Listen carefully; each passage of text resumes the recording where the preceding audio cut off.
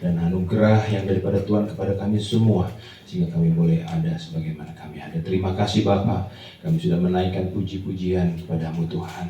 Kami juga sudah mendengarkan kesaksian bagaimana Engkau menyertai hidup kami Tuhan. Terima kasih Bapa, biarlah pujian yang sudah kami naikkan boleh menyenangkan hatimu Tuhan, dan hatimu disukakan oleh puji-pujian dan penyembahan kami. Dan tiba saatnya Tuhan, bagian yang terindah dalam hidup kami, di mana kami akan mendengar Tuhan berbicara kepada setiap kami. Berbicaralah ya Tuhan, sebab kami rindu suara-Mu Tuhan. Kami yakin dan percaya ada sesuatu yang Tuhan ingin sampaikan kepada setiap kami di tempat ini, khususnya juga kepada jemaat di tempat ini ya Tuhan. Urapi hamba-Mu Tuhan, tutup bungkus hamba-Mu dengan kesucian-Mu Tuhan, agar setiap kita kami yang menghadiri ibadah ini, kami boleh hanya melihat kemuliaan-Mu. Tidak ada satupun daripada kita semua, termasuk hamba-Mu yang Kau pakai untuk mencuri kemuliaan-Mu Tuhan. Biarlah hanya nama Tuhan saja yang ditinggikan, nama Tuhan saja yang dimuliakan di tempat ini ya Tuhan. Terima kasih Bapa, biar setiap perkataan yang keluar dari mulut dan bibir hamba-Mu, Tuhan berkati agar perkataan-perkataan yang penuh dengan kuasa yang daripada Tuhan, dan akan bisa masuk ke dalam hati dan pikiran kami, dan akan tumbuh subur di dalam setiap hati kami untuk menjadi pedoman dalam hidup kami ke depan. Terima kasih Bapa, terima kasih Roh Kudus, kami bersyukur, kami percaya Engkau hadir di tengah-tengah kami. Oleh karena itu kami siap untuk mendengarkan Engkau berbicara. Terpujilah ya Tuhan kekal selamanya. Kepada kita semua yang akan mendengarkan dengan baik, Tuhan berbicara, dan kita siap untuk mendengarkan. Mari sama-sama kita katakan amin. Silakan duduk Bapak Ibu sekalian. Shalom. Selamat malam. Tadi kayaknya sudah khotbahnya oleh istri saya, udah nggak ada lagi, saya udah habis dari A sampai Z. Terima kasih waktunya, mungkin sebentar aja kali ya, karena sudah malam dan sudah lapar juga mungkin. Aroma masakannya Bu SD sudah mulai tercium. Jadi saya tidak akan lama Bapak Ibu ya, kurang lebih 2 jam saja. Amin. Baik ya, kita sudah tanggal 7 Desember 2025. Ini sudah bulan Natal ya, sudah mulai ada pernak-pernik Natal mungkin di mana-mana ada. Tapi kita tidak terpaku kepada perayaan-perayaan seremoni tentunya ya. Tapi kita yakin Tuhan Yesus itu lahir ke dunia ini dengan tujuan untuk menyelamatkan kita. Amin. Oleh karena itu ya tidak ada salahnya juga sih kalau saya khotbah mengingatkan kita tentang Natal, karena saya mungkin tanggal 25 tidak di sini gitu kan, ada bersama-sama dengan yang lain. Maksudnya dengan keluarga saya, bukan dengan yang lain ya. Kita percaya tadi sebagaimana sudah kesaksian dari Bu SD, kesaksian dari Ibu Tiar, atau juga mungkin beberapa orang di antara kita seringkali ada di dalam suatu kondisi mungkin ya, mungkin kita secara ada orang yang sakit ya, secara medis udah nggak ada jalan keluar, udah stadium akhir. Mungkin juga ada yang merasa akhir-akhir ini ekonomi keuangannya juga sedang kayaknya nih sangat berat nih, udah nggak mungkin lagi saya bisa bangkit. Atau ada bisnis yang sudah macet, sudah rugi, sudah bangkrut. Ada keluarga yang sudah tidak harmonis bertahun-tahun, suaminya sudah dimakan wewe gombel atau gimana lah, udah hilang kemana, istrinya juga udah hilang. Atau mungkin ada hal-hal kebiasaan-kebiasaan kita, kebiasaan-kebiasaan dosa kita yang udah nggak mungkin lagi kita lepas. Ini memang udah bagian dari saya. Nah, seakan-akan kita berkata kalau ada orang yang bisa bertobat, ada orang yang bisa kembali, ada ekonomi yang bisa muncul lagi, ada yang sakit bisa sembuh, itu bukan saya. Mungkin untuk orang lain bisa, untuk saya udah nggak bisa. Sudah sedemikian rumit masalah saya, sudah sedemikian parah hidup saya, tidak akan mungkin lagi diperbaiki. Ya, mungkin kita berkata demikian. Dalam konteks ini kita belajar bagaimana setiap khotbah Natal, bagaimana pada saat malaikat datang ke Tuhan datang dengan malaikatnya datang ke Maria. Ya, Maria seorang gadis yang muda biasa, gadis muda di kampung mungkin ya, yang sangat tidak terkenal, dan mendapat berita yang tidak masuk akal. Dia akan mengandung tanpa seorang suami. Oleh karena itu perkataan yang keluar dari mulut Maria sangat logis. Ya, apa yang dikatakan? Bagaimana hal itu mungkin terjadi? Ya, bagaimana? Mana mungkin sih, bro? Ya, mana mungkin? Nggak mungkin lah. Orang saya nikah aja belum, Ya, mungkin juga ada yang sudah nikah tapi sudah berhubungan badan. Lebih parah lagi, saya berhubungan badan dengan pria juga belum. Kok tiba-tiba saya bisa mengandung? Dari mana ceritanya? Ya, ekonomi saya sudah secara matematika sudah nggak akan mungkin bangkit. Ini sudah tahun berapa nih? Kalau tahun 45 mungkin bisa, ini tahun 2025 nggak bisa lagi. Ya, itu perkataan yang sangat logis bagi manusia yang menggunakan logikanya. Ya, tapi kita lihat di ayat kita yang akan menjadi bahan renungan kita saat ini, malam hari ini, yang disampaikan oleh malaikat kepada Maria saat itu hanya 7 kata, tapi 7 kata yang punya makna yang luar biasa, yang tertulis di dalam Lukas pasal 1 ayat 37, ya, yang berkata demikian. Sebab bagi Allah tidak ada yang mustahil. Hanya 7 kata, sebab bagi Allah tidak ada yang mustahil. Itu sebenarnya sudah menjadi pegangan bagi kita setiap anak-anak Tuhan dalam menghadapi kehidupan kita hari-hari ini. Ya. Tetapi masalahnya kita 7 kata yang sangat sederhana susah untuk mempercayainya itu. Ya, kalau di gereja tidak ada yang mustahil. Pak Pendeta, Pak Ibu Gembala, nggak tahu sih kondisi saya. Sakit saya ini menurut dokter sakit yang sangat langka di dunia yang belum ada obatnya. Mungkin kalau penyakit-penyakit yang lain seperti panu, kudis, kurak bisalah. Ini penyakit saya parah. Ya. Tapi firman Tuhan berkata di dalam Lukas 1 ayat 37, sebab bagi Allah tidak ada yang mustahil. Amin. Apa artinya tidak ada yang mustahil bagi Allah? Artinya Allah itu berkuasa melampaui alam dan logika. Ya. Kalau Tuhan mau kepala kita di bawah bisa. Bagaimana sukanya Tuhan, maunya Tuhan. Kan kita sudah banyak belajar tentang kejadian-kejadian yang spektakuler. Ya, mungkin yang kejadiannya saat perjanjian lama, perjanjian baru zaman dulu. Tapi kita percaya Tuhan itu adalah ya dahulu, sekarang, sampai selamanya. Amin. Apa yang terjadi di beberapa ribu tahun yang lalu nggak akan basi, bisa juga terjadi. Coba segala sesuatu terjadi menurut apa yang dipandang Tuhan. Tuhan membuka Laut Merah untuk bangsa Israel bisa menyeberangi Laut Merah, menghindari kejaran dari Firaun dan pasukannya. Tuhan mengubah air menjadi anggur, mukjizat pertama, dan Lazarus yang sudah mati dibangkitkan. Ya. Pertanyaannya bagi kita, apakah kita masih yakin itu terjadi? Ya. Harus yakin. Tiba-tiba Laut Jawa terbelah, bisa nggak? Bisa. Cuman Tuhan kan nggak mau, nanti Pelni nggak laku kalau Laut Jawa terbuka, ya, ya, mungkin begitu kan. Nah, ini ada orang yang bekerja di pelayaran, nanti kalau dikit-dikit terbelah, ini nggak bagus kan gitu. Mungkin ya, saya bukan Tuhan. Kenapa sekarang nggak terbelah lagi? Tapi kalau memang Tuhan pandang baik dan harus menurut Tuhan laut akan terbelah, laut pun pasti akan bisa terbelah lagi tahun 2026. Amin. Menurut apa yang dipandang baik oleh Tuhan. Bukan menurut keinginan kita. Tuhan tolonglah belah. Dulu Musa bisa, kok sekarang saya nggak bisa pukul-pukul tongkat. Nanti kita viral gitu kan. Ada orang yang pukul-pukul tongkat di laut. Ya. Tapi tidak begitu caranya. Di dalam Ibrani 11 ayat 3 berkata, karena iman kita mengerti bahwa alam semesta telah dijadikan oleh firman Allah. Sehingga apa yang kita lihat telah terjadi dari apa yang tidak kita lihat. Ini tidak ada yang mustahil. Apa yang kita lihat itu sudah terjadi dari apa yang tidak kita lihat. Apa yang tidak kita lihat itulah yang bagian Tuhan yang melakukan hal-hal yang mustahil. Kalau Tuhan sanggup menciptakan langit dan bumi, langit dan bumi ini kita akan percaya ciptaan Tuhan kan. Begitu banyak planet-planet di antariksa sana. Bagaimana caranya? Bagaimana jadinya kalau Tuhan tidak mengatur dengan baik? Setiap hari ada yang tabrakan planet ini, tabrakan mungkin bumi dan sebagainya. Tapi Tuhan mengatur segala alam dan cakrawala, semuanya Tuhan ciptakan.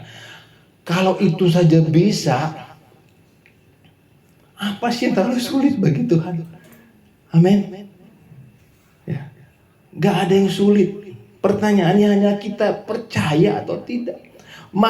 Kenapa kita menjadi tidak percaya? Karena kita terlebih dahulu lihat masalah, baru lihat Tuhan Yesus.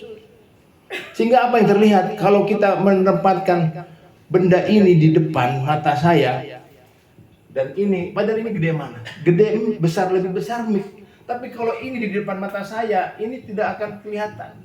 Ya, akan kelihatan botol air mineral ini.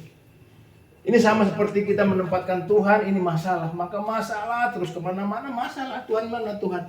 Nggak ada Tuhan-Tuhanan, masalah terus. Karena masalah kita lihat di depan mata kita. Tapi kalau kita belajar untuk membalik, ini Tuhan ada di depan mata kita. Mana masalah? Katanya ada masalah. Nggak ada kok. Ada Tuhan. Saya hanya lihat Tuhan, nggak ada masalah. Masalah itu akan terlihat kecil. Amin. Amin. Ini tidak mudah memang. Saya juga mungkin belum tentu bisa mengaplikasikan dengan benar. Ya, karena seringkali kita terperdaya dengan kondisi-kondisi. Ya, masalah terus. Tadi kalau kita kembali bahwa tidak ada yang mustahil bagi Tuhan, maka kita tempatkanlah Tuhan di depan. Bagaimana caranya menempatkan Tuhan di depan daripada masalah yang terjadi? Ya, belajar untuk mengenal Tuhan dengan lebih dekat. Amin. Akrab dengan Tuhan. Bagaimana akrab dengan Tuhan? Ya, bergaul lah. Kembali semua pun apapun materi khotbah, intinya kita harus dekat dengan Tuhan. Kembali lagi dekat dengan Tuhan, masalah akan selesai. Karena kalau kita dekat dengan Tuhan, kita akan melihat Tuhan betapa besarnya Allahku. Ya Tuhan, Engkau sangat besar. Maka kita tidak kemana-mana pun kita pergi, kita tidak akan melihat masalah. Kita tidak akan melihat sakit penyakit kita. Kita tidak akan melihat kondisi keuangan kita. Kita tidak akan melihat lagi bagaimana rumah tangga kita kacau balau. Kita tinggal tunggu waktunya. Ya. Allah tidak terbatas pada waktu. Abraham menunggu seorang anak Ishak berapa tahun? Kurang lebih 25 tahun. Musa diproses 40 tahun di padang gurun. Apalagi Yusuf menunggu 13 tahun untuk dia bisa mendapatkan penggenapan dari mimpinya. Waktu yang tidak singkat. Kadang-kadang kita baru 1 minggu udah protes. Mohon maaf nggak menyinggung Mbak Esti tadi ya. 1 minggu. Ya mungkin ini kondisi saja contoh ya. Aduh Tuhan, saya udah 6 hari ini. Saya mau pelayanan. 6 hari masih sebentar dibandingkan Abraham 25 tahun. Amin. Ya. Tidak ada yang terlambat. Menurut manusia mungkin terlambat. Sudah minum obat dari dokter nggak sembuh-sembuh juga. Lama nih obatnya, lambat. Obatnya nggak mujarab. Katanya dengan cara seperti ini saya akan bisa menaik jabatan. Katanya seperti cara ini saya bisa sembuh. Rumah tangga saya bisa pulih dengan teori-teori kekeluargaan rumah tangga. Suami saya akan kembali bertobat dan sebagainya. Ternyata belum juga. Mungkin terlambat menurut manusia. Kita ditertawakan, aduh udahlah, nggak akan balik suamimu, udahlah nggak akan kamu punya anak, kandunganmu sudah mandul, udahlah nggak mungkin lah kamu ekonomi bisa kembali, udah parah, utangmu udah banyak, masalahmu udah cukup berat. Menurut manusia terlambat, tapi menurut Allah dia tidak terlambat. Amin. Allah sedang memproses Karakter Yusuf diproses 13 tahun, karakter Abraham diproses 25 tahun, karakter Musa diproses selama 40 tahun dan bangsa Israel. Jadi perjumpaan antara janji Allah dan karakter kita yang sudah siap, itu adalah waktu penggenapannya. Ya, sama saya sudah bagikan di ibadah pagi atau sore saya lupa. Ya, sama. Ya, kalau orang ayah anaknya belum siap menerima sesuatu, maka ayahnya tidak akan memberi ayah yang baik. Demikian juga kita percaya Tuhan Allah yang baik. Ya, Allah mengubah yang tidak mungkin tadi itu menjadi suatu kesaksian yang luar biasa. Orang lumpuh berjalan, dia bersaksi, oh saya sudah disembuhkan. Saulus dulunya pembunuh, dia diubahkan lewat perjumpaan dengan Tuhan menjadi seorang rasul, menjadi Rasul Paulus. Maria juga tadi akhirnya menjadi ibu dari Tuhan Yesus yang melahirkan Mesias. Allah seringkali memilih yang sepertinya nggak pas. Kenapa harus Maria sih? Emang nggak ada wanita yang lebih terhormat dari Maria? Kenapa harus Saulus sih? Kan dia sudah penjahat, dia membunuh umat Tuhan. Kenapa harus Saulus yang dipakai? Ya, banyak lagi orang-orang yang sangat sederhana yang menurut manusia tidak tepat. Dia bukan siapa-siapa. Tapi kenapa? Kalau Tuhan memakai orang-orang yang sudah memang menurut manusia tepat, maka kecenderungannya orang akan melihat manusianya. Amin. Oh memang iya dia pinter kok, pantas dia bisa dipakai Tuhan luar biasa. Tapi yang dilihat manusia memang sengaja Tuhan yang memakai itu. Sehingga apa, orang akan melihat bukan karena manusia, ya Tuhan, benar-benar karena Tuhan. Dia tuh orang sederhana, dia orang yang nggak terkenal, sebenarnya dia nggak bisa apa-apa. Mungkin kasarnya dia dulu bego, dia dulu tolol sekali, nggak bisa ngapa-ngapa, tiba-tiba dia pakai Tuhan. Sehingga orang akan memutuskan bahwa dia bisa seperti itu semua hanya karena Tuhan. Yang tidak mungkin jadi mungkin. Ya. Kalau kita memperbaiki ekonomi rumah tangga kita dengan teori-teori ekonomi, maka akan menyanjung-nyanjung teori ekonomi. Kalau mau kaya harus menghemat. Kalau mau kaya harus bermain curang. Kalau mau kaya harus tipu-tipu. Ya. Tapi Tuhan tidak izinkan itu. Sehingga dengan cara-cara yang spektakuler menurut Tuhan, dengan cara-cara yang ajaib, cara-cara yang dahsyat, kita akan dipulihkan. Sehingga orang akan melihat Tuhan di balik pemulihan yang terjadi dalam hidup kita. Amin. Harus seperti itu menurut rumusnya Tuhan. Kenapa sih Allah sering membiarkan kita berada dalam situasi yang mustahil? Ya. Supaya kita mengerti bahwa kita tidak bisa mengandalkan kekuatan sendiri. Bagi orang-orang yang sombong, yang angkuh, yang merasa hebat, Tuhan akan pukul. Karena apa? Karena Tuhan sayang. Supaya kita tidak mengandalkan kita. Di balik kelemahan kita, di balik ketidakmampuan kita. Ya, ketika kita masih kuat, kita akan ini loh aku. Aku orang kaya, aku orang berkuasa, anak pejabat, anak orang petinggi di negara ini. Siapa yang bisa melawan aku? Tapi ketika kita mentok, udah gak ada lagi jalan, kita akan berkata, Tuhan tolong. Tuhan tolong saya, Tuhan, saya tidak mampu lagi. Itulah waktu yang ditunggu oleh Tuhan. Kita merasa bahwa kita mustahil melakukan dengan kekuatan. Tapi bahwa kemustahilan itu bukan akhir. Kita berada di dalam kondisi yang mustahil sembuh, mustahil bertobat, mustahil pulih, mustahil kita bangkit. Itu bukan akhir dari hidup kita. Tetapi itu menjadi suatu undangan dari kita untuk kita menghadirkan Tuhan bekerja dalam hidup kita. Amin. Kemustahilan itu adalah sebagai pintu awal Tuhan bekerja dalam hidup kita. Kalau respon kita benar. Tapi kalau respon kita salah, kita dalam kondisi yang mustahil, makin terpuruk kita kalau kita tetap menggunakan kekuatan sendiri atau ilmu logika-logika dunia. Tapi pada saat kita menyadari sudah nggak mampu lagi, Tuhan saya nggak mampu lagi, Tuhan tolong saya, Tuhan nggak ada obat lagi, saya nggak mampu beli obat, saya nggak mampu Tuhan memulihkan suami saya nggak mampu Tuhan meninggalkan dosa saya, kebiasaan-kebiasaan buruk saya nggak mampu Tuhan. Disitulah Tuhan akan hadir dalam hidup kita. Datanglah kepada Tuhan dengan tujuan supaya apa?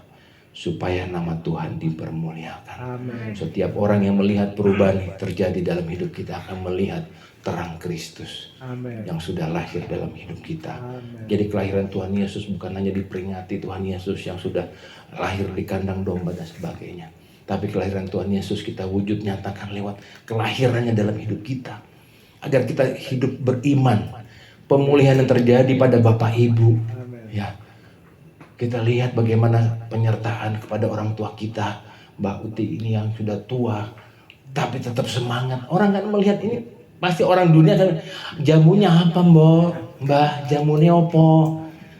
Pasti pakai ilmu nih kan gitu kan. Ilmunya apa? Ilmu Roh Kudus kan gitu kan. Membuat si Mbah tetap kuat. Amin. Amin Mbak. Kalau dunia pasti untuk bisa 93 tahun tetap aktif, tetap bisa persekutuan tengah malam ini. Ibu saya jam segini udah tidur harusnya, tapi ada mbah yang sudah 93 tahun masih semangat. Amen. Karena apa? Karena ada kuasa Roh Kudus bekerja. Amen. Beda ya orang Kristen ya. Tua-tua tetap semangat, tetap senyum-senyum. Yang lebih parahnya lagi tetap cantik. Gitu. Gimana 50 tahun yang lalu saya bisa naksir sama si mbah nih. 93 aja masih kinclong gitu kan. Ya. Bagaimana hidup dalam keyakinan tidak ada yang mustahil, ini sebagai bagian terakhir.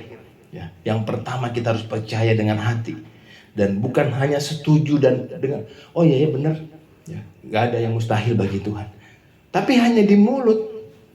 Kalau itu kemustahilan itu bisa teratasi, mau terjadi dalam hidup kita, kita harus percaya. Percaya saja. Ada lagunya ya, percaya saja gitu kan. Percaya aja. Nggak usah mikirkan caranya gimana. Gimana dia mau sembuh. Kan secara logika nggak mungkin. Gimana mau pulih? Udah percaya aja, terserah Tuhan lah. Tuhan lakukanlah suka-sukamu, suka-sukamu Tuhan, suka-sukamu. Suara saya nggak bagus ya. Nanti song leader aja ya.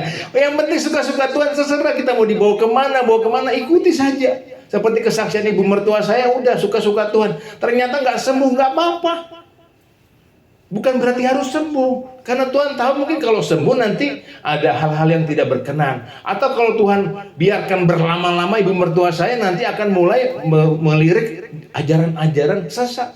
Maka udah sebelum ibu mertua saya diambil oleh iblis, diambil dulu oleh Tuhan, karena Tuhan lebih sayang sama ibu mertua saya. Amin. Sedih ya, sedih lah. Tapi bahagia, bangga ibu mertua bisa memenangkan pertandingan imannya sampai dia dipanggil Tuhan di dalam keadaan baik. Ya, dalam keadaan dia menerima Tuhan Yesus sebagai Tuhan dan Juru Selamat. Itu kebahagiaan. Belum tentu kita bisa seperti itu, karena kadang-kadang tiba-tiba hilang dipanggil Tuhan. Ini kan kematian ibu mertua yang sudah dipersiapkan jauh-jauh hari. Sempat melaksanakan perjamuan kudus, sempat terima Tuhan Yesus sebagai Tuhan dan Juru Selamat, sempat minta ampun. Itu suatu cara menghadap Tuhan yang pasti dirindukan oleh kita semua. Amin. Kita rindu seperti itu kan. Ada persiapan untuk menghadap Tuhan. Jangan sampai kita lagi di tempat-tempat yang terlarang, tiba-tiba Tuhan panggil, udah gak ada waktu bertobat lagi. Ya, dosa yang tidak diampuni menurut saya adalah dosa yang kita tidak sempat minta ampun. Betul ya? Itu mungkin nanti dokternya beda-beda. Tapi menurut saya gimana mau diampuni kita gak sempat minta ampun. Tapi kita percaya Tuhan itu akan mengampuni segala dosa-dosa kita. Sebesar apapun dosa kita, Tuhan akan mengampuni kalau kita minta ampun. Masalahnya kan kita kalau kita tiba-tiba meninggalnya tuh nggak sempat minta ampun, yang apa yang mau diampuni kalau kita nggak minta. Ya. Jadi ucapkan iman itu bukan kita ketakutan, kita aduh nanti saya mati gimana ya. Nanti ini makin banyak hutang saya, debt collector makin banyak, baru 3 orang yang datang. Kalau nggak diselesaikan tambah jadi 5, tambah jadi 6. Bagaimana ya? Jangan katakan aku tidak mampu, aku tidak mungkin berubah, sudah terlambat Tuhan. Kenapa saya nggak dengar khotbah ini 5 tahun yang lalu? Mungkin ada di antara bapak ibu yang berkata dalam hati, saya nggak tahu ya. Kenapa nggak 5 tahun yang lalu pasti terus ketemu saya? Kenapa baru sekarang? Tidak ada kata terlambat, amin. Meskipun bapak ibu termasuk saya baru mendengar ini, tidak ada kata terlambat selama kita masih bernafas. Kalau kita sudah nggak bernafas baru terlambat. Mari kita mulai katakan Allah sanggup mengubah hidup saya, Allah sanggup memperbaiki hidup saya, Allah sanggup memperbaiki ekonomi saya, Allah sanggup menyembuhkan sakit penyakit saya, Allah sanggup memperbaiki rumah tangga saya, Allah sanggup memperbaiki karir saya, Allah sanggup memperbaiki semua yang terjadi kesalahan dalam kehidupan saya. Ucapkan itu dalam hati Bapak Ibu sekalian sebagai suatu tekad, suatu komitmen. Dan kita harus yakin, serahkan. Waktu yang terbaik adalah waktunya Tuhan.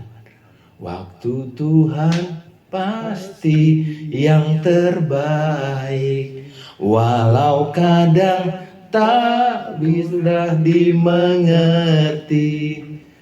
Lewat cobaan ku tetap percaya waktu Tuhan pasti yang terbaik. Tumben agak merdu suara saya. Jadi kita harus katakan aku berjalan dalam rencananya, belajar berjalan dalam rencana Tuhan. Rencana satu, kalau kita rencana Tuhan ke arah sini, kita ke sana, makin kita belok sedikit saja, lama-lama beloknya akan makin banyak. Amin. Belajar luruskan hidup kita kepada rencana Tuhan. Mana rencana Tuhan? Tanya, Tuhan apa rencanamu atas hidup saya? Berjalanlah menuju rencananya Allah. Maka kita akan melihat mujizat dari satu, mujizat yang lain. Dari keajaiban satu kepada keajaiban yang lain. Melangkah, mari kita melangkah. Melangkah itu, iman itu bukan hanya aku percaya tapi kita nggak melangkah. Lakukanlah untuk memperbaiki ekonomi kita, melangkah menurut hikmat yang Tuhan berikan.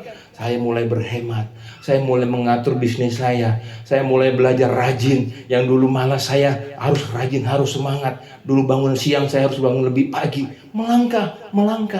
Ya, Mau meninggalkan perbuatan-perbuatan yang salah kita. Saya harus lupakan kebiasaan buruk saya harus tinggalkan itu. Saya mulai dengan kebiasaan-kebiasaan yang baru, yang baik. Saya akan lakukan yang baik lagi, lebih baik lagi. Saya akan rajin melangkah. Iman itu bukan hanya di mulut, tapi suatu tindakan nyata. Amin. Petrus bisa berjalan di atas air karena dia melangkah. Kalau dia nggak melangkah, ke sini Petrus, mana bisa. Kalau sekarang mungkin bisa, udah banyak ada alat-alat yang bisa jalan di atas air kan. Dulu mana ada. Tapi karena Petrus melangkah, maka dia bisa jalan di atas air. Pada saat dia mulai ragu, dia akhirnya tenggelam. Daud bisa mengalahkan Goliat karena dia maju. Mana mungkin anak yang masih kemerah-merahan, nggak bawa senjata, dipakai baju ketopong, baju jirah kegedean, tiba-tiba melawan Goliat yang besar, mana mungkin. Tapi dia percaya dia punya Allah yang hebat yang menolong dia selama dia di padang gurun, di padang belantara, mengatasi harimau segala macam beruang. Dia sudah punya pengalaman pribadi bagaimana Tuhan menolong hidupnya. Akhirnya dia percaya walaupun orang lain meremehkan dia, orang lain nggak percaya, mana bisa kamu, jangan main-main. Goliat itu bukan seperti anak TK. Goliat itu besar, mana mungkin kamu bisa. Tapi dia melangkah. Dia bawa ke tapel umbannya, dia umban gitu, buat dengan cara Tuhan yang luar. Mana ada logika perang bawa ke tapel? Di negara manapun nggak ada rumus itu. Kalau mau perang bawa senjata, bawa meriam, bawa tombak, paling tidak bawa panah. Ini bawa ke tapel. Emangnya kau pikir saya anjing kah, kata Goliat? Kau bawa ke tapel? Iya memang kau anjing, kata juga Daud kan gitu kan. Ya, sebentar lagi kau akan merasakan bagaimana Tuhan akan menghancurkan engkau. Seperti itu kira-kira ya. Maria berkata, jadilah padaku sesuai dengan perkataanmu. Dan dia dipakai Tuhan untuk menjadi ibu dari Mesias. Dia mengandung Tuhan Yesus. Iman bukan menunggu semuanya jelas. Belum jelas ini gimana mau beriman, nggak sesuai teori. Tapi melangkah, iman adalah melangkah. Ketika Tuhan berkata pergilah. Tuhan katakan kamu harus jadi pelayanku. Saya belum bisa main gitar Tuhan. Melangkah, mulai pegang-pegang gitar, ada gitar nganggur mulai. Kalau kita nggak pernah mulai belajar ngulik-ngulik gitar, nggak akan bisa. Kemarin hamba Tuhan siapa Pak di Blitar? Pak siapa? Pak Taryo. Anaknya katanya otodidak semua. Sudah jadi pemain musik di gereja. Karena melangkah. Anda mau apa? Tuhan tetapkan panggilan kita apa? Mau jadi misionaris, melangkahlah. Sama seperti istri saya melangkah, walaupun kita ragu-ragu gimana sih di Papua. Kita nggak kenal semua, orangnya seram-seram. Ya, begitu mendarat di Jayapura, anak saya Jonathan yang kecil itu langsung ketakutan, pegang, Pak, ada orang Papua Pak. Ya ini kan di Papua, nggak semuanya Papua, saya bilang. Oh gitu ya. Waktu sebelum berangkat di Jakarta hanya ketemu 1-2 orang Papua di perwakilan di Cijantung. Oh iya itu orang Papua ya, dia ngeliat. Begitu mendarat di Jayapura, Papua semua, dia ketakutan. Wah ada orang Papua, iya nah ini di Papua nah, nanti akan lebih banyak lagi di rumah kita, saya bilang. Ya, tapi dia melangkah. Istri saya, kami melangkah, melakukan pelayanan dan kami tidak mampu. Gaji saya berapa sih pegawai negeri atau abdi negara? Tapi kita bisa ngasih makan ratusan orang dengan cara Tuhan yang nggak pernah kita bayangkan. Amin. Ya. Saya membina anak-anak sepak bola dari mulai 10 orang sampai 800 orang. Dari mana? Dari ngutang sama istri saya, mah kasih kacang hijau berapa? 1 jumbo. Dari mana uangnya? Pinjam dulu lah mah. Sampai sekarang belum saya bayar. Padahal udah lupa, saya ingetin lagi istri saya, nanti besok lagi nih. Ya, setiap latihan itu kasih kacang hijau, semangat mereka. Dari 100 orang, 50 orang sampai 800 orang. Panglima saya bingung. Soros itu mau ngapain anak-anak itu? Nggak tahu Panglima. Kita pesan baju jersey ke Jawa dari 300 setel. Begitu biasanya jadi sudah 800 anaknya. Dari mana? Kami dapat dari anak-anak Tuhan yang Tuhan pakai. Kami dapat gerakan 1000 bola kick Andy, dikasih ribuan bola, dikasih jutaan bola-bola, ditambah lagi ada ratusan ribu bola-bola dari Chevrolet. Yang kami tidak pernah bayangkan. Kami tadinya mau beli bola kaki 10 biji aja harus ngutang-ngutang ke koperasi kemana. Tiba-tiba Tuhan kasih. Karena apa? Karena kami melangkah. Tuhan kasih ratusan bola, ribuan bola sampai puluhan ribu bola. Kami bisa bagi-bagi ke seluruh wilayah di Papua. Dari anak-anak cuma 10 orang sampai setiap Sabtu Minggu kita kasih makan ratusan anak-anak, kita ibadah. Melangkah. Saya percaya seperti yang diceritakan oleh istri tadi, oleh Tante Ast udah menanamkan hal ini. Ya pasti awalnya juga orang juga banyak yang ngapain sih repot-repot ngasih makan orang. Dari mana? Nggak mungkin lah. Ya, saya bersyukur terus terang. Ya, istri saya banyak digembleng di Duku Kupang. Ya. Karena gemblengan Duku Kupang, makanya modal ternyata rencana Tuhan tuh indah. Sebelum istri saya menikah dengan saya sudah digembleng dulu. Setelah digembleng menikah dengan saya, ternyata tujuan penggemblengan di Duku Kupang itu untuk dipakai di Papua. Amin. Mana ada yang tahu? Tapi karena melangkah, di Papua. Coba kalau istri saya anak mami, kemudian keluar masuk salon terus, ya boro-boro mikir anak Papua. Ya nanti dululah, nanti kuku saya rusak. Ya kan? Dulu istri saya kukunya panjang. Kalau korek kuping dari sini cukup aja. Tapi mau potong, saya bilang kalau mau nikah sama saya dipotonglah dengan nangis-nangis. Dengan ikhlas ya. Ya. Jadi kita nggak pernah tahu, tapi melangkah. Apa yang kita lakukan sekarang akan berdampak terhadap 5 tahun, 10 tahun yang akan datang. Melangkahlah. Hal yang mustahil akan terjadi. Saya sampai sekarang, Mah, itu dari mana sih duitnya kita dulu, Mah? Kok bisa ngasih makan anak-anak itu? Nggak tahu. Beliin ini, beliin itu, nggak tahu. Ya, ada orang aja Tuhan pakai. Oleh karena itu, mujizat dimulai ketika kita berhenti mengandalkan kekuatan sendiri. Amin. Mulai berserah sepenuhnya kepada Allah. Seperti Maria berkata, sesungguhnya aku ini hamba Tuhan, jadilah padaku menurut perkataanmu. Amin. Kuncinya bukan seberapa besar iman kita, tetapi kepada siapa iman itu ditujukan. Kalau kita tujukan iman kita kepada Allah yang besar, maka kita akan dapat melakukan hal-hal yang besar. Amen. Anda mungkin berkata, hatiku hancur. Tapi Tuhan berkata, Allah dapat pulihkan. Mungkin rumah tanggaku retak. Tuhan katakan, Allah dapat menyatukan kembali yang retak. Tidak ada yang mustahil. Keuangan saya sulit, maka firman Tuhan katakan, Allah dapat buka jalan dengan cara-cara yang ajaib. Terkait saya terlibat terikat dosa ini, dosa itu. Tuhan katakan, Allah dapat melepaskannya kalau kita mau. Kenapa banyak orang tidak mau tidak terlepas dari dosa? Karena kita sendiri yang mengikatkan diri kepada dosa itu. Kenapa? Karena kita sudah ada di dalam kuasa Allah. Iblis tidak akan mampu merebut kita dari kekuatan Allah. Persoalannya kita sendiri yang ngasih ini, iblis tarik-tarik kita gak bisa. Karena kita dijaga oleh malaikat-malaikat Tuhan. Amen. Cuman masalahnya kita sendiri yang jalan ke tempat iblis. Nah, malaikat udah nyerah. Kita sendiri yang datang ke karaoke, ke diskotik. Kemana? Begitu sampai diskotik, iblis disalahkan. Gara-gara kau goda saya. Iblis bilang, ayo kita ke pengadilan. Emang saya pernah goda kamu? Kamu yang datang sendiri. Ya, jadi karena yakinlah Allah dapat kita serahkan diri kita kepada Allah, maka Allah dapat melepaskan kita. Karena Allah yang kita sembah bukan Allah yang mati. Dia hidup dan berkuasa. Amen. Dan tidak ada yang mustahil. Amen. Bagi dia. Sekian firman Tuhan malam hari ini. Dan saya ajak Bapak Ibu untuk kita berdoa. Bapa di surga, kami tahu Engkau Tuhan yang berkuasa. Amen. Mungkin saat ini kami merasa gaji kami terbatas, usaha kami kecil, banyak kebutuhan yang tidak terpenuhi datang secara bersamaan. Ada anak-anak yang bertumbuh dengan cepat dan kami tidak mampu lagi mengawasi mereka. Ada masa depan yang kelihatannya sangat menakutkan Tuhan. Bahkan mungkin sebentar lagi akan ada ramalan-ramalan tahun 2026 akan seperti apa. Tapi kami percaya Tuhan, kami memiliki Allah yang esa. Tidak Allah yang penuh dengan kuasa. Tidak ada yang mustahil bagimu. Kami membawa setiap tembok-tembok ketidakmungkinan, tembok-tembok kekhawatiran dan ketakutan. Kami percaya Tuhan. Tuhan akan dapat mengubah yang mustahil menjadi nyata dan akan menjadi kesaksian yang hidup bagi setiap orang yang melihat perubahan itu terjadi dalam diri kami. Ajari kami berkata sama seperti Maria berkata, jadilah padaku menurut kehendak-Mu. Bekerjalah dalam hidup kami ya Tuhan. Bekerjalah dalam keluarga kami. Bekerjalah dalam masa depan kami. Karena bagi-Mu tidak ada yang mustahil. Kami percaya Tuhan. Terima kasih. Dalam nama Yesus Kami sudah berdoa dan mengucap syukur.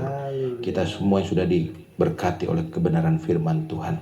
Dan kita semua yang yakin dan percaya tidak ada yang mustahil bagi Tuhan. Mari sama-sama kita katakan amin. Terima kasih, Tuhan Yesus memberkati. Selamat makan. Amin. Oh, selamat makan. Kayaknya saya makan.